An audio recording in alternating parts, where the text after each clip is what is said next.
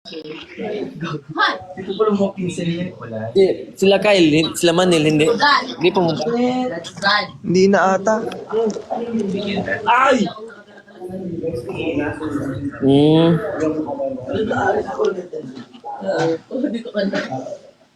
Sabi ko, Sean, Back to work. sabi ko, what if nakatira talaga tayo sa isa? Back to work. Alis na ako. Bilhin mo daw yung text sa sir.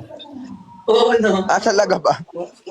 Bilhin mo daw, 2M. Ako. Kita kami tuwing sa dyan, bilhin mo yung Sparks car ko. Bilhin mo yung Sparks car ko na tuwing. Alis ako weekend. Go, bilhin mo na.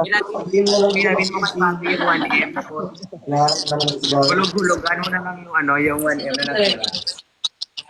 Inas nila. Ha? Gawa lang ng way para makapag.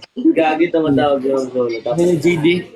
Oo, kasi meron Ako unang binulabo. kasi akong belo.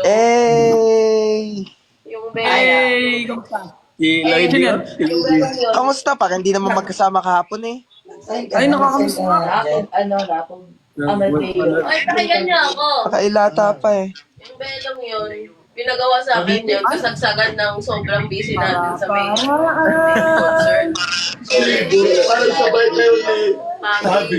Oo, kaya sobrang nice kasi kung paano ko iyaan. Yung kay Pabi kasi, ang bet nila, voice over lang. Tapos sa akin, nagsasalita talaga. Sabi ko, ang hirap naman nung kasi sa tapos ang akin pa is retinol. Kumain na kayo. Dapat siya gagawin. Roxy. So, ang ginawa ko Kumain na na lang, pwede ko baka ako na kami kasing ginagawa. Tapos Hindi pa. Kakamulat lang eh. Ay, parang sa Lee Farm. Kuya, kita ko di ah. Oo. Tagal gumising ba? Anong oras kayo natulog, guy? Hindi ko na alam eh. Basag na naman ako eh.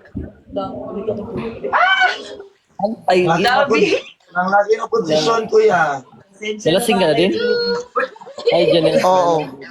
Ay, kuya. Sulitin natin ang gabing malalim. Nag-GSM kami eh. Sabi ni Lloyd, sabi ni Sean, di daw siya malasing. Yes, Wala, restricted ako. Oy, mamaya na ako magla-live ulit. Bye-bye. Restricted ako. Bye-bye. District ka, bye-bye.